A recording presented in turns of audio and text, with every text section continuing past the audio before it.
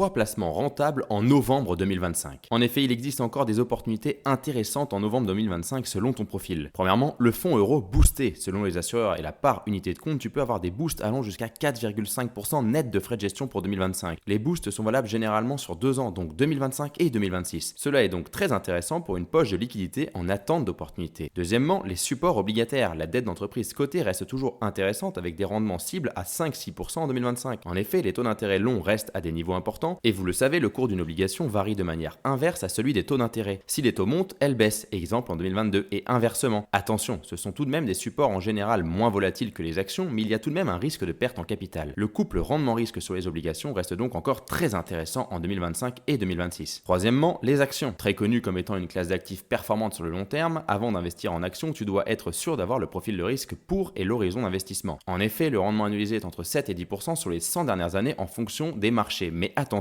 tu as des années à moins 50% et d'autres à plus 20, plus 30%. Il faut donc ne pas avoir besoin de l'argent et l'investir sur le long terme. Et je te le rappelle, les performances passées ne préjugent pas des performances futures. Afin de laisser le prix de revient, les méthodes DCA peuvent être intéressantes sur les actions. Voilà donc 3 opportunités pour ce mois de novembre 2025. Tu peux les utiliser selon ton horizon d'investissement et ton profil de risque. Prenons un exemple. Paul a 30 ans, il vient de recevoir une donation de 100 000 euros et il veut investir sur le long terme. Il est vraiment débutant et il veut mettre également 500 euros par mois. Alors, il va mettre en place la location suivante. 30% sur le fonds en euros pour bénéficier d'un boost 2025-2026. Cela lui permettra de patienter pour des opportunités avec une bonne rémunération. 60% sur les supports obligataires pour bénéficier du contexte de taux et du rendement attractif actuellement. Et enfin 10% sur les supports actions. Cette allocation évoluera en fonction du contexte des taux, le fonds en euros et les obligations notamment, mais aussi en fonction des mouvements sur les marchés actions. Il va verser en plus de ça les 500 euros par mois sur des supports actions en DCA. Et avec une hypothèse de rendement à 6%, il aura au bout de 20 ans 541 527 euros. Attention, l'investissement n'est pas un jeu. Fais-toi accompagner si tu n'as aucune connaissance. Et si tu souhaites en savoir plus, abonne-toi et va écouter notre chaîne L'Art de la Gestion Patrimoniale sur YouTube, Spotify ou Apple Podcast.